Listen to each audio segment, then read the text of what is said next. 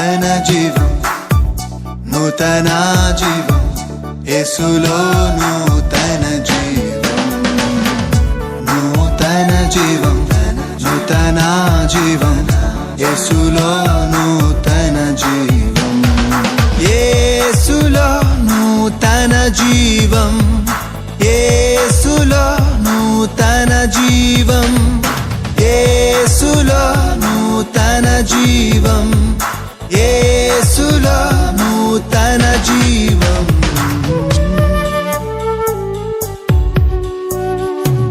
నూతన జీవం, నూతన జీవం, యేసులో నూతన జీవం, నూతన జీవం, నూతన జీవం, యేసులో నూతన జీవం, యేసులో నూతన జీవం. హల్లెలూయా, ప్రైజ్ ది లార్డ్. యేసులో నూతన జీవం అని ఈ ఆధ్యాత్మిక టీవీ కార్యక్రమానికి మిమ్మల్ని ప్రేమతో ఆహ్వానించుచున్నాము. ఈ టీవీ కార్యక్రమం ద్వారా మీరు ఎంతగానో ఆశీర్వాదం పొందుతున్నారని విశ్వసించుచున్నాము. ప్రతి వారం ఇదే సమయానికి ఇదే ఛానల్లో వచ్చిన ఈ టీవీ కార్యక్రమాన్ని మీరు చూస్తారని మేము విశ్వసించుచున్నాము. ఇప్పుడు పాస్టర్ మోజెస్ అభిషేక్ గారు దేవుని యొక్క వర్తమానాన్ని అందజేస్తారు. Glory to God. దేవునికి మహిమ కలుగును గాక. A very precious greetings to you, dear friends. ప్రియ స్నేహితులారా, మీ అందరికీ ప్రశస్తమైనటువంటి శుభములు. It's a great time for all of us to be here in this time. ఈ సమయంలో మనమందరం ఈ రీతిగా కలుసుకొనుట గొప్ప దేవుని ఆశీర్వాదం. We wish you all a happy Good Friday. మీ అందరికీ కూడా శుభ శుక్రవారం యొక్క శుభములు మీకు కలుగును గాక. While we commemorate and remember and give thanks to God for His wonderful sacrifice, ఆయన యొక్క అద్భుతమైనటువంటి బలిని అనగా ఆ అర్పణను మనం జ్ఞాపకము చేసుకొని ఆయనను ధ్యానించుచూ ఉండగా, as we recollect the glimpses and the wonderful atonement that Christ did for all of us upon the cross of Calvary, ప్రజలందరి నిమిత్తము కల్వరి శిలువలో ఆయన చేసిన ప్రాయశ్చిత్తమును మనము జ్ఞాపకము చేసుకొనుచూ ఉండగా, let our heart fill with thanksgiving to God, మన హృదయాలు ఆయనకు కృతజ్ఞతతో నిండి ఉండును గాక. because that is the great thing He achieved and done for us upon the cross. ఎందుకనగా శిలువలో మనందరి నిమిత్తము ఆయన చేసినటువంటి మహా గొప్పదైనటువంటి ప్రాయశ్చిత్త బలి. We know until now humans were unable to do it, but Christ has accomplished it for all of us. ఏ మానవుని ద్వారా సాధ్యము కానిటువంటి విషయాన్ని యేసు క్రీస్తు దైవ మానవుడుగా సాధ్యపరిచాడు. And today if we are being called as saved people, it is only because of that great and great sacrifice of Jesus. ఈ దినాన మనము రక్షింపబడినటువంటి ప్రజలముగా పిలువబడుతున్నాము అంటే ఆయన చేసినటువంటి మహత్తరమైన బలిని బట్టియే. Today if we are having victory over enemy, that is Satan, it is only because of Jesus' death. సాతానును జయించగలిగిన జీవితములో మనము జీవించగలుగుతున్నాము అంటే క్రీస్తు ప్రభువు యొక్క మరణమే కారణం. Today if we as people of God are called as the separated people who are the overcomers of sin, it is because of Jesus who gave us that victory.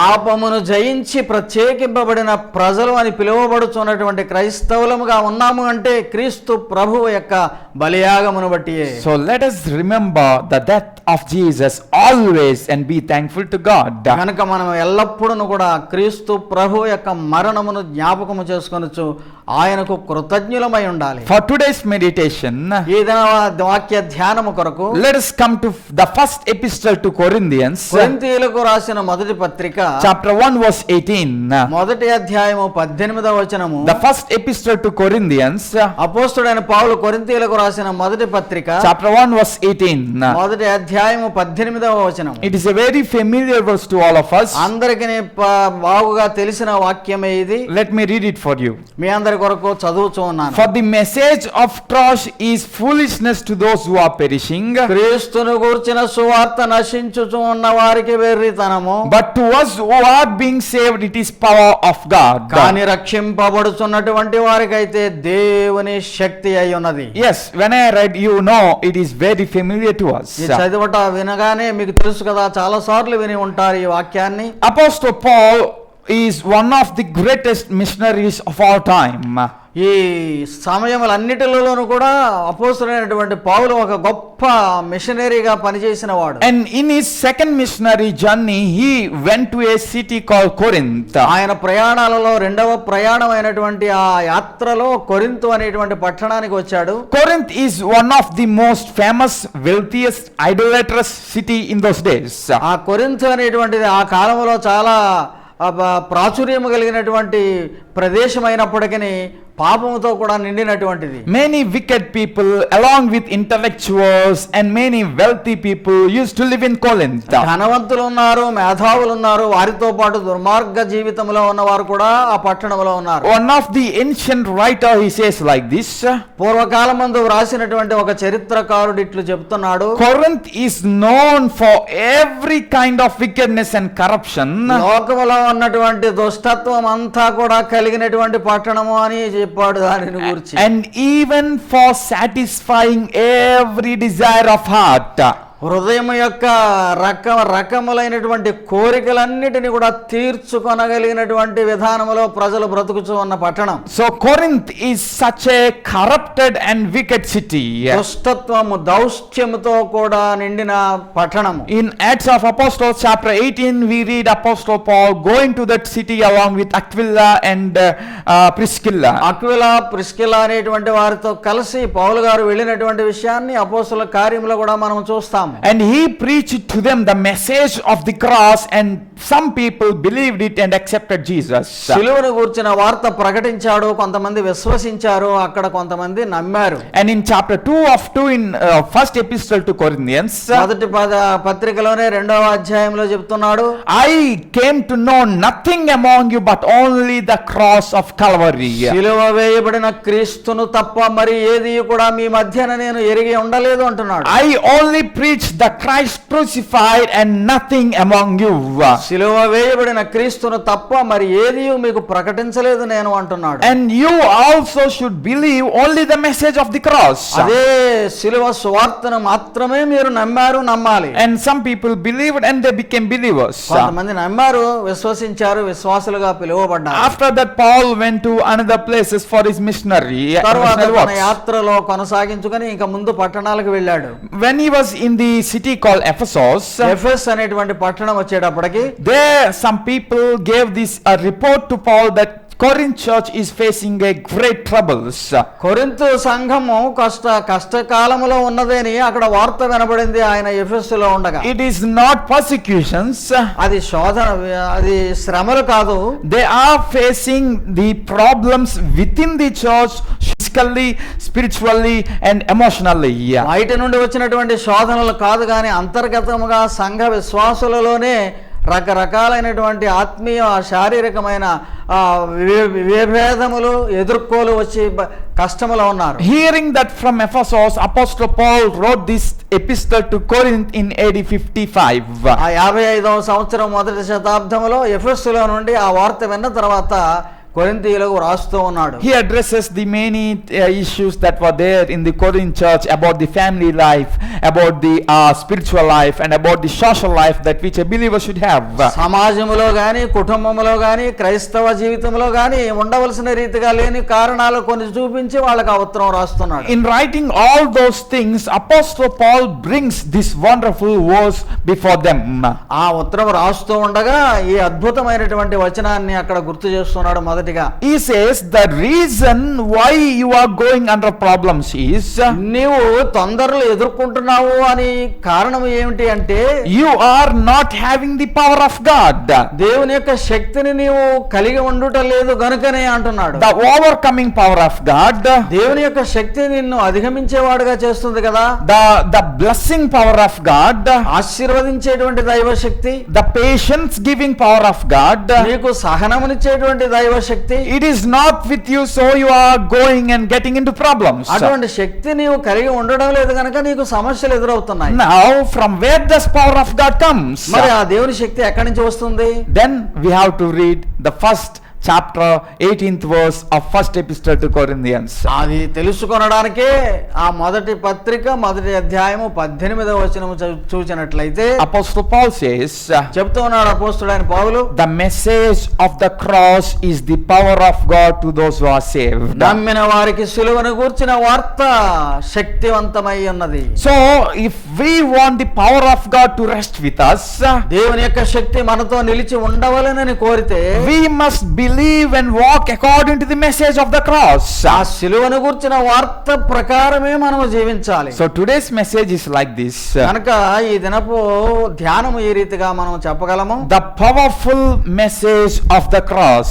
సిలువ యొక్క శక్తివంతమైన వర్తమానము. The powerful message of the cross. సిలువ యొక్క శక్తివంతమైన వర్తమానము. Believers are called to live in this powerful message of the cross. విశ్వాసులైనటువంటి వారు ఈ సిలువ శక్తిలో ఉన్నటువంటి ఆ శక్తి ద్వారా బ్రతకాలి అనేటువంటి వార్త. Believers are called to abide and obey this powerful message of the cross. ఈ శక్తిలో నిలిచి ఉండి ఆ శక్తి ప్రకారమే జీవించబద్ధులై ఉన్నారు. But Church of Corinth is lacking it. కానీ కొరింథు సంఘము అది కోల్పోయిన పరిస్థితిలో ఉన్నది. They are not living according to the message of the cross. సిలువను గూర్చిన వార్తను ప్రకారం వారు జీవించడం లేదు. They are not living and they are not practicing the message of the cross. ఈ సిలువ యొక్క వర్తమానమును వారు అభ్యసించుట లేదు. They are not abiding in the message of the cross. ఆ వర్తమానములో నిలిచి ఉండుట లేదు వారు. What is the message of the cross? మరైతే సిలువను గూర్చిన వార్త ఏమిటి? The message of the cross is the great God. He emptied himself and came into this world and he died for all of us.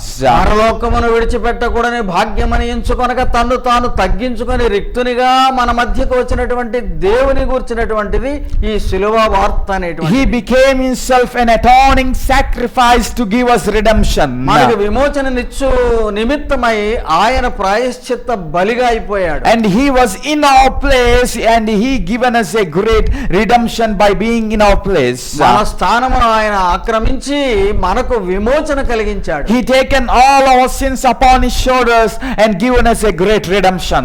మన పాపములన్నీ కూడా ఆయన భరించి మనకు విమోచనను అనుగ్రహించారు. He became sinner for sinners and he was died upon the cross by satisfying God's justice. పాపరహితుడుగా ఉన్నవాడు మన పాపములను భరించి దేవుని ఉగ్రతకు లోనైన వాడయ్యాడు. And now that message is telling to the people that as Christ died for you, you should live a separate and unique life. ఆ వర్తమానమే సిలువను గూర్చిన వర్తమానము. క్రీస్తు నీ కొరకు మరణించాడు, నీవు ప్రత్యేకింపబడిన జీవిత విధానములో ఉండు. But the church in Corinth, కానీ కొరింథులో ఉన్న సంఘము, there are saved people who are believing this message.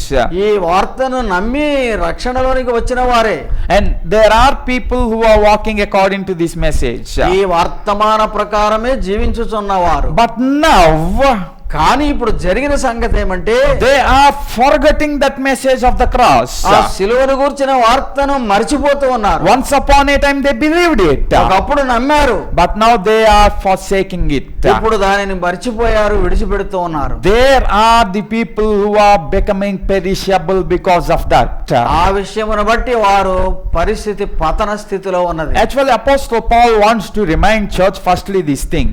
మొట్టమొదటిగా పౌలు గారు గుర్తు చేయాలనుకుంటున్నాడు ఈ విషయాన్ని వారికి. Although you are saved, నీవు రక్షింపబడిన వాడవైనప్పటికీ, although you believed in Jesus, యేసునందు నమ్మిక ఉంచిన వాడవైనప్పటికీ, if you forgot and if you forsake the message of cross, మరచిపోయి విడిచిపెట్టి ఆ శిలువ వార్తను గనక నీవు ఆ రీతిగా తీసుకుంటే, you will be perishable even if you know Jesus. యేసును ఎరిగిన వాడవైనప్పటికీ నీవు పతనమైపోయి నాశనమైపోతావు. Even if you are called a so-called believer of Jesus, as you forsaken the message of cross, you will be under the condemnation of God. క్రీస్తు యొక్క విశ్వాసమని పిలువబడినప్పటికీ తీర్పు నీ మీద ఉంటుంది. ఎందుకంటే దానిని తిరస్కరించి విస్మరించి జీవిస్తున్న కారణం. What does this power of God do in our lives? మన జీవితాలలో ఏం చేస్తుంది ఈ శక్తి? The message of cross gives us power. So what does that power does in our lives? సిలువను గూర్చిన వార్త శక్తిని ఇస్తుంది అంటున్నావు. ఏమిటా శక్తి? There are 5 meanings in that great word called power. ఆ శక్తి అనే దానిలో 5 అర్థాలు మనం చూడగలుగుతాం. The Greek word used for power is dunamis. దునామిస్ అనేటువంటి మాట గ్రీకు పదము వాడబడింది ఆ శక్తిని గూర్చి. The first quality of that power is ఆ శక్తి యొక్క మొట్టమొదటి గుణం ఏమంటే it is an attributive power. అది చాలా గొప్పగా శక్తివంతముగా ఉంటుంది. It is the power of God which is there in his attributes.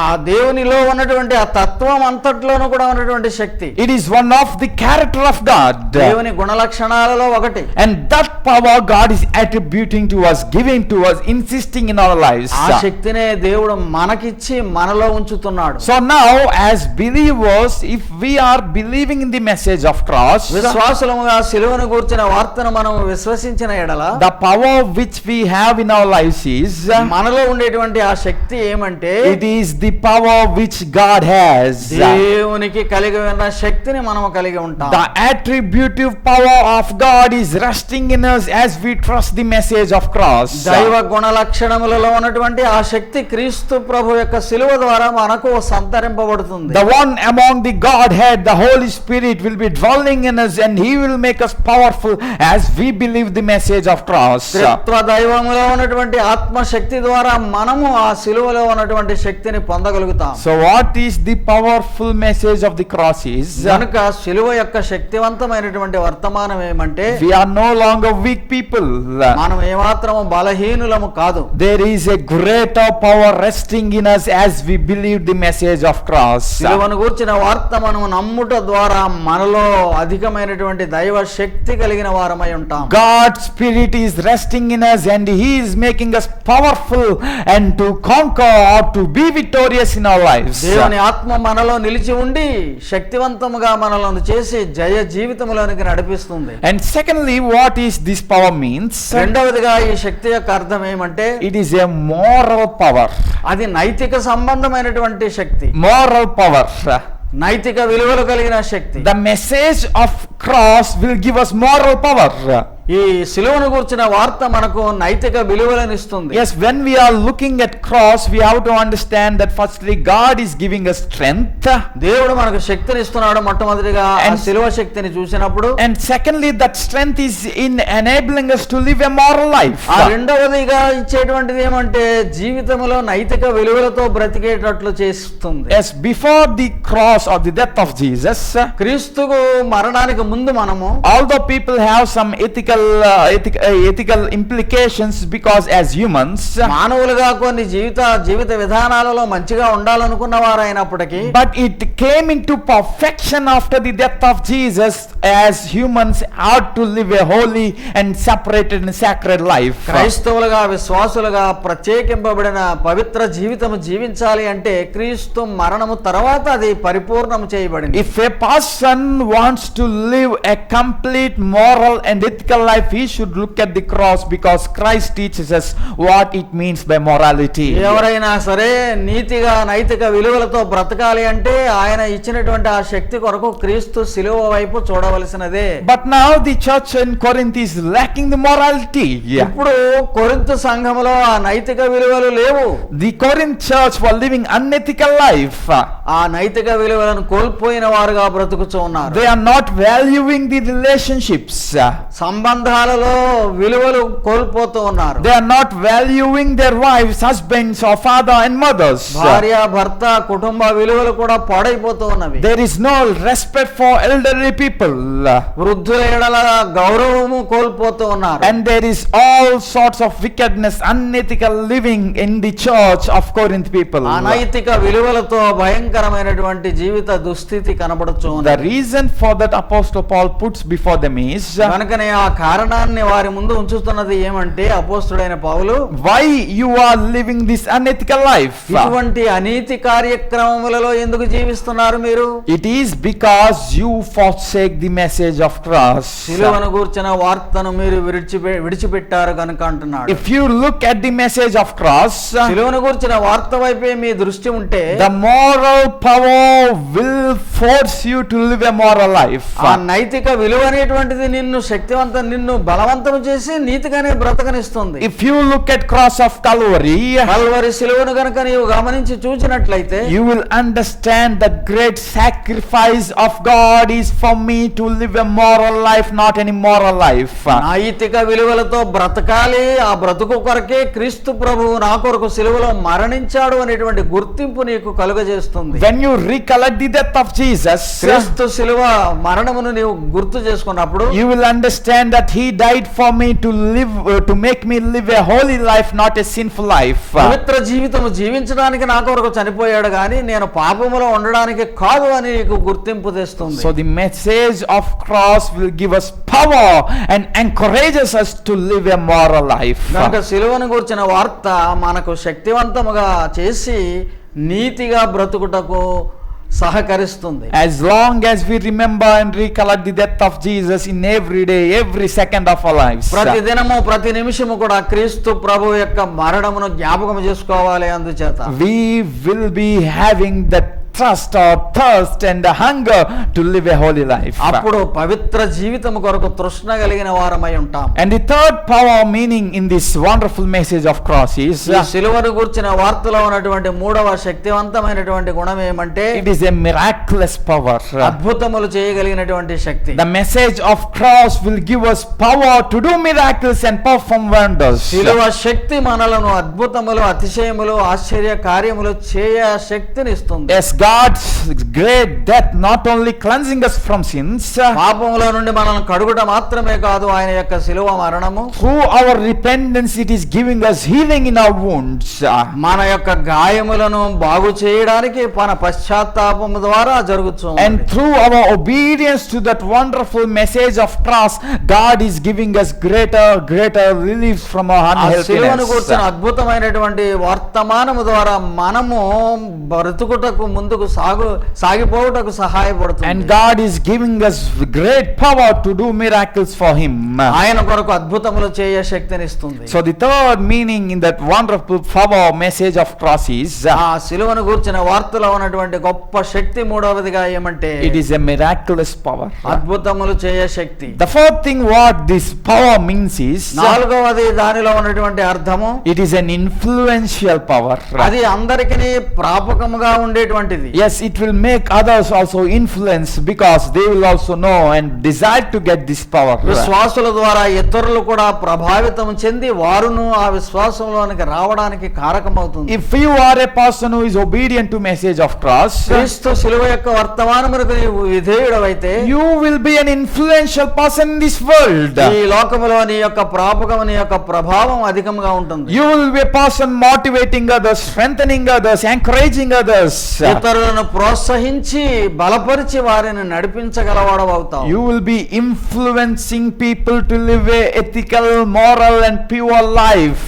నైతిక విలువలతో కూడిన పవిత్ర జీవితము జీవించగలగడానికి ప్రజలకు నీవు చెప్పగలిగిన వాడవు అవుతావు. As you are a person who is living and walking in the message of cross, ఆ శిలువ వార్తలో నీవు జీవిస్తున్న వాడవుగా ఉన్నట్లయితే the people will look at you and they will be getting influenced. ప్రజలు నిన్ను చూచి నీ ద్వారా ప్రభావితం అవుతారు. They will also think, I want to accept this message and live a great and wonderful life. నేను కూడా ఈ వార్తను అంగీకరించి ఈ అద్భుత జీవితం కావాలి అనేటువంటి కోరికలోనికి వస్తారు. So it is an influential power. కనుక ఇది అందరినీ ప్రభావితం చేసేటువంటి శక్తి. The fifth one is, ఐదవదిగా it is a military power. అది సైనిక శక్తితో కూడినటువంటి శక్తి వంటిది. Yet it is a power which will defeat the enemies. సైనిక శక్తి అనగా సాతాను శక్తులను జయించగలిగినటువంటి సైన్య శక్తి మనలో ఉంటుంది. The power of heavenly host is comparable to this power. పరలోక సైన్య సమూహములకు సమముగా మనము ఉండగలిగినటువంటి శక్తిని ఇస్తుంది. It will be defeating all the worldliness and all the enemies' powers and all the satanic powers. లోక సంబంధమైనటువంటి లోకనాథులను అందరినీ సాతాను శక్తులను జయింపగలిగిన శక్తి. If we want to be victorious over this all demonic powers, we should be obedient to that message of cross. లోకములో ఉన్నటువంటి సాతాను శక్తులన్నిటిని జయించాలి అంటే ఈ సిలువను గూర్చిన వార్త యొక్క శక్తి కలిగి ఉండాలి మనం. Thereby Apostle Paul says to those believers like this. కనుకనే అక్కడ విశ్వాసులతో పౌలు గారు చెప్తున్న మాట, as you are getting defeated by Satan, సాతానుతో మీరు పతనమైపోతున్న కారణాన, as you are not able to live a holy moral life, పవిత్ర జీవితము మీరు జీవించుట లేదు గనుక, as you are not able to be an influential people to other believers, ఇతరులకు మాదిరిగా మీరు ఉండలేకపోతూ ఉన్నారు గనుక, as you are unable to perform miracles for God, దేవుని కొరకు అద్భుతాలు చేయవలసిన వారుగా ఉండలేకపోతున్నారు గనుక, as you are unable to have the attributes of God, దైవ శక్తి దైవ గుణలక్షణాలు మీలో ఉండలేకపోతున్నవి గనుక, you are foolish perishable people forsaking the message of cross. క్రీస్తును గుర్చిన సువార్త మీరు విస్మరించుట వలన బుద్ధిహీనులుగా ప్రవర్తిస్తున్నారు. As you are not understanding this message and receiving that power, you are foolish perishing people. ఈ వర్తమానమును మీరు అర్థము చేసుకొని గ్రహించి విధేయులుగా లేరు గనుక బుద్ధిహీనముగా తయారవుతున్నారు అంటున్నారు. If you believe it, నమ్మినట్లయితే, if you walk according to it, దాని ప్రకారం జీవించినట్లయితే, you will have this power. Thereby you will be living a blessed Christ-centered life. నీవు ఈ శక్తిని కలిగి ఉండి క్రీస్తే కేంద్రముగా కలిగిన జీవితాన్ని జీవించగలుగుతావు. In this Good Friday, dear friends, ఈ శుభ శుక్రవారం నాడు ప్రియ ప్రజలారా, or any day in which you are watching, లేకపోతే ఏ రోజునైనా సరే ఈ వర్తమానమును మీరు చూస్తూ ఉన్నవారు, let us be the people who will follow the message of cross. సిలువను గూర్చిన వార్తను అనుసరించు వారముగా ఉందాం. Let us be that saved community having that great fivefold power of God. రక్షింపబడినటువంటి సహవాస సమాజముగా ఈ 5 రకములైనటువంటి శక్తులు కలిగిన వారముగా ఉందాం. Let us be the powerful workers for Jesus. క్రీస్తు కొరకు మనము సాక్షులముగా ఉందాం. Let the attributive power of God, దేవుని యొక్క శక్తికి సంబంధించినటువంటి శక్తితో, let the moral power of God, నీతి కలిగినటువంటి శక్తితో, let the miraculous power of God, అద్భుతములు చేయే శక్తితో, let the influential power of God, ప్రభావితము చేసేటువంటి శక్తితో, let the military power of God, సైనిక శక్తి వలె ఉండేటువంటి అధిక శక్తితో rest in us as a believers. ఆ శక్తులన్నీ కూడా విశ్వాసులముగా మనం కలిగి ఉంటే, and we can live thereby a blessed Christian life. ఆశీర్వదింపబడిన క్రైస్తవ జీవితమును మనము జీవించగలము. If not, like these Corinthians people, we will be called as foolish perishing generation. ఆ రీతిగా కనుక ఉండలేకపోతే ఈ కొరింథీ పట్టణమును గురించి చెప్పబడిన మాటలు నశించిపోతున్నటువంటి ప్రజల వలె ఉంటారు. Let us come to this powerful message of cross. గనుకనే ఈ సువార్తలో ఉన్నటువంటి శక్తి దగ్గరకు వద్దాం. Let us come to crucified Christ and know him alone in our lives. సిలువ వేయబడిన క్రీస్తును తప్ప మన జీవితాలలో మరి దేనిని ఎరుగకుండునట్లు ఉందాం. Let us abide in this wonderful message of cross. సిలువను గురించిన ఈ వార్తలో నిలిచి ఉందాం. And let us live a Christ-centered glorious life. క్రీస్తు కేంద్రముగా మహిమకరమైన జీవితాన్ని జీవిద్దాం. Let's pray. ప్రార్థన చేసుకుందాం. Father, we thank you for this time. తండ్రి, ఈ సమయం కొరకు మీకు వందనం. Lord, thank you for telling us that wonderful mystery of power which is there in your cross. నీ సిలువలో ఉన్నటువంటి మర్మమైనటువంటి అద్భుత శక్తిని గూర్చి మాకు తెలియజేసినందులకు వందనములు. Yes, Lord, you are making us those powerful people who will be a greater generation performing and living a great powerful lives. దేవుని కొరకు శక్తివంతమైనటువంటి జీవితముగా ఉండేటువంటి తరముగా మమ్ములను చేయుచున్నందులకు వందనాలు. Help us all to abide in your message and live a Christ-centered life. ఈ వార్తలో అందరూ నిలిచి ఉండి క్రీస్తును కేంద్రముగా కలిగి బ్రతుకునట్లు చేయుము. Lord, at any point of time let us not become foolish by abandoning your message. ఈ వార్తను విడిచిపెట్టుట ద్వారా మేము భ్రష్టులముగా ఉండకుండానట్లు కాపాడుము. Let all the people who heard God's word today be the followers of the message of cross and be the believers of it at any ఈ time. దినాన్న ఈ వాక్యము వినిన అందరూ కూడా సిలువ శక్తి కలిగినటువంటి జీవితంలో జీవించినట్లు అనుగ్రహించుము. Thank God for hearing our prayer. ఆ ప్రార్థనలు వినినందుకు వందనములు తండ్రి. We ask in Jesus' name. యేసు నామములో అడుగుచూ ఉన్నాము. Amen. Amen. May God bless you all. దేవుడు మిమ్మల్ని అందరినీ దీవించును గాక. Praise the Lord. Dear friends, to watch more sermons and worship songs, please subscribe to our YouTube channel Moses Abhishek, MOSES and follow us on Facebook and Instagram @Moses Abhishek Taneti. ప్రియులారా, మరిన్ని సందేశములు మీరు ఆలకించడానికి, మరిన్ని దేవుని యొక్క పాటలు వినడానికి Moses Abhishek అనే YouTube ఛానల్ని సబ్స్క్రైబ్ చేసుకునండి. అలాగే ఫేస్బుక్లోను ఇన్స్టాగ్రామ్లోను మోసెస్ అభిషేక్ తానేటి అనే మన యొక్క ఛానల్ని ఫాలో అవ్వండి. దేవుడు మిమ్మల్ని దీవించునుగాక.